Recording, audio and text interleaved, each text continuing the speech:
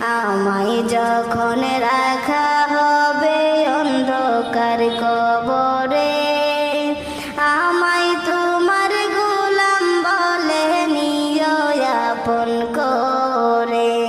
তোমায় ছাড়া নাই যে গতি কবরে, নবী তোমায় ছাড়া নাই যে গতি কবরে। ও প্রাণের হাবিব গো, আমি